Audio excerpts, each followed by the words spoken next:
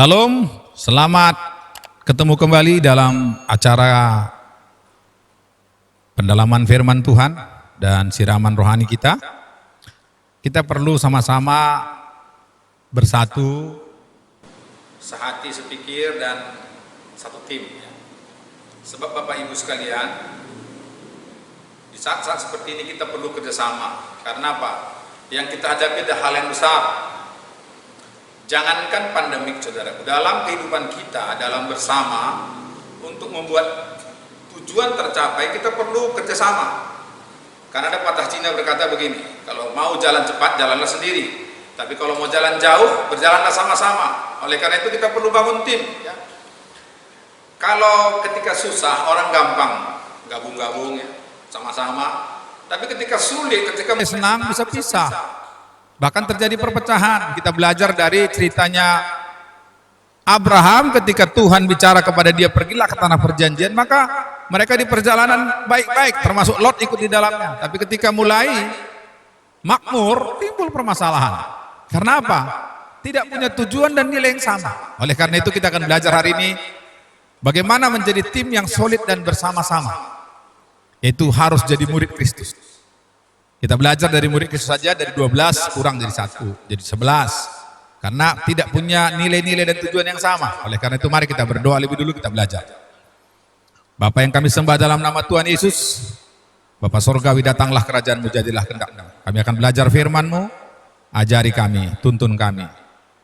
Urapi hamba-Mu, urapi pendengaran kami agar kami memahami apa yang terbaik yang kami lakukan. Dalam nama Tuhan Yesus Kristus, Yeshua Masiah, kami berdoa dan ucap syukur. Haleluya. Amin. Saudara, dunia sangat memerlukan orang-orangnya Tuhan yang memimpin dalam kasih karunia, ketaatan, kesetiaan serta hidup berkenan, saudara ya. Saudara, karena apa? Hari-hari ini mengerikan sekali ya. Kadang-kadang saya nggak tahu kebenarannya, tapi katanya sampai bantuan-bantuan sosial saja bisa digunakan untuk tujuan yang salah. Sampai ada yang punya gedung tinggi dapat bantuan sosial. Nah, ini kondisi yang sangat pelik ya. Tapi kita nggak tahu ya bagaimana itu soalnya berita-berita. Tapi kita rindu, saudara, ini saatnya kita membangun komunitas tim yang baik. Bagaimanakah caranya, saudaraku? Yaitu kita mempersiapkan, saudaraku, orang-orang yang punya integritas, punya hati berkenan di hadapan Tuhan. Itu kita akan belajar dari 2 Timotius 2 ayat 1 sampai 2, demikian firman Tuhan ya. 2 Timotius 2 ayat 1 sampai 2, demikian firman Tuhan.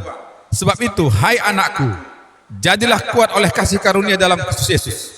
Apa yang telah kau dengar daripada aku di depan banyak saksi, percayakanlah itu kepada orang yang dapat dipercaya, yang juga cakap mengajar orang lain.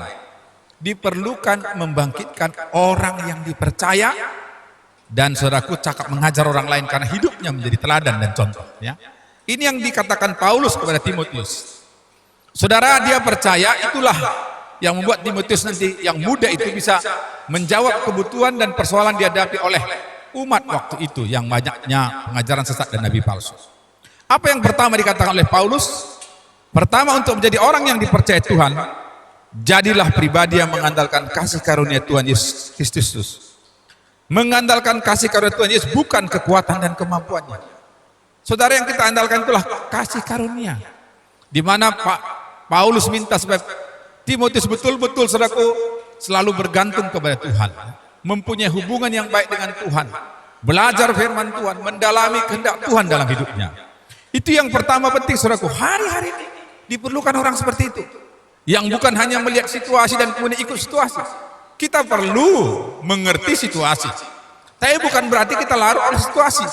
Karena, saudaraku, situasi akan bisa diubah jika Tuhan hadir. Kita belajar dari firman Tuhan, Yesus hadir, maka saudaraku, yang sakit disembuhkan, yang lapar diberi makan. Saudara, itu. Jadi oleh karena itu, bagaimanakah caranya supaya orang itu bisa dididik menjadi orang yang bisa dipercaya, bisa cakap mengajar, bahkan, saudaraku, bisa memuridkan orang lain yang juga memuridkan orang lain kembali. Untuk itu dia katakan dalam 2 Timotius 2 ayat 3 sampai 9, demikian firman Tuhan sebagai sambungan dari tadi dikatakan, ikutlah menderita sebagai seorang prajurit yang baik dari Kristus Yesus. Seorang prajurit yang sedang berjuang tidak mengusingkan dirinya dengan soal-soal perhidupannya, supaya dengan demikian ia berkenan pada komandannya. Pertama, jadilah menjadi prajurit yang siap untuk menderita. Kedua, seorang olahragawan hanya dapat memperoleh mahkota sebagai juara apabila ia bertanding menurut peraturan olahraga. Ketiga, seorang petani yang bekerja keras haruslah pertama menikmati hasil usahanya. Perhatikanlah apa yang kukatakan. Tuhan akan memberi kepadamu pengertian dalam segala sesuatu. Ingatlah ini, Yesus Kristus yang telah bangkit dan orang mati yang telah dilahirkan sebagai keturunan Daud. Itulah yang kuberitakan dalam Injilku. Karena pemberitaan Injil inilah aku menderita, malah dibelenggu seperti seorang penjahat. Tetapi firman Elohim tidak terbelenggu. Nah, saudaraku, dikatakan di sini supaya kita menjadi murid yang berkenan harus lulus pertama sebagai prajurit yang mencari saudaraku perkenanan kepada komandannya dan tidak disibukkan dengan urusan-urusan pribadinya, saudaraku. Seorang prajurit taat dan tunduk, saudaraku, setia sampai mati dan berani hidup dan mati untuk tujuan yang ditetapkan oleh komandannya. Itu penting. Itu sebabnya saudaraku dikatakan sering, jadilah prajurit Kristus. Jadilah tim Kristus. Karena apa? Prajurit itu siap dilatih, siap setia. Saudara, saya lihat, saya pernah tinggal di Cijantung. Saudaraku, tim-tim Kopas itu setiap berbunyi trompet panggilan, maka dia harus lari dari rumahnya menuju kepada kumpulan. Tidak ditentukan kapan pun. Dan dia harus segera mengambil semua perlengkapan sepatunya sambil berlari sambil memakai pakaiannya. Saudaraku, itu penting. Kita belajar jadi prajurit. Prajurit itulah ketaatan, kesetiaan, dan siap untuk membela negaranya. Ini yang penting. Saudara, supaya berkenan kepada komandannya, dia selalu mendengar arahan dari komandannya. Banyak orang sekarang, anak muda, kadang-kadang tidak tahu arahan dari mana Tuhan mau di hidupnya, dari arahan komandannya. Saudaraku, sehingga dia gampang sekali terompang ambing. Saya melihat anak muda kami banyak, saudaraku. Kita tanya, apa tujuanmu? Tahun yang lalu berbeda, 2 tahun yang lalu berbeda, karena dia tidak tahu kemana langkah hidupnya.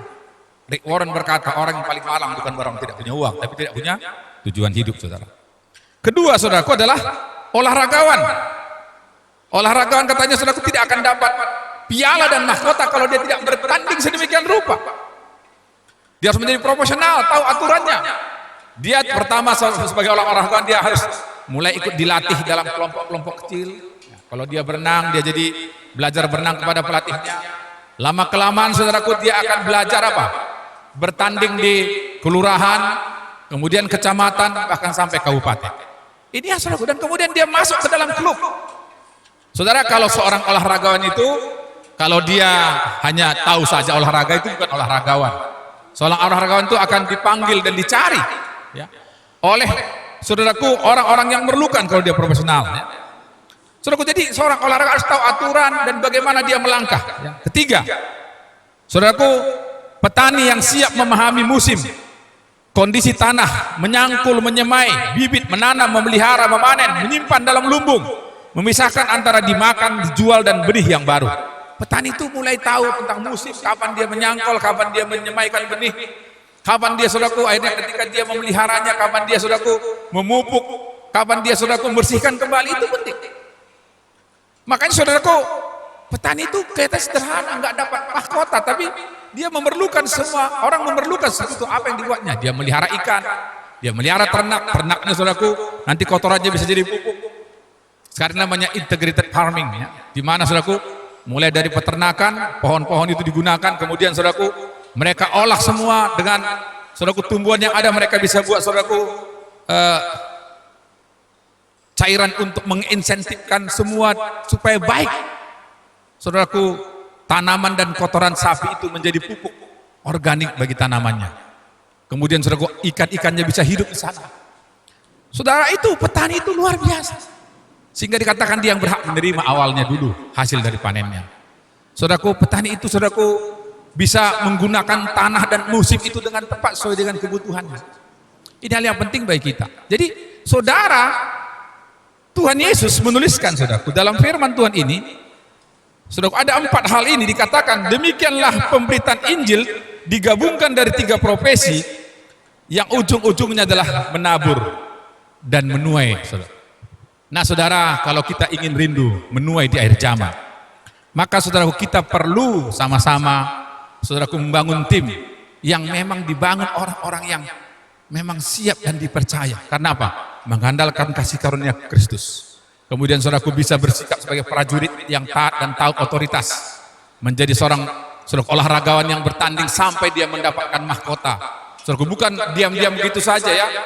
Banyak sekali orang olahragawan dia belajar tapi kemudian tidak tertib, kemudian badannya gemuk dan kemudian sakit gula. Saudaraku, dia kemudian jadi petani yang profesional, yang sungguh-sungguh ya.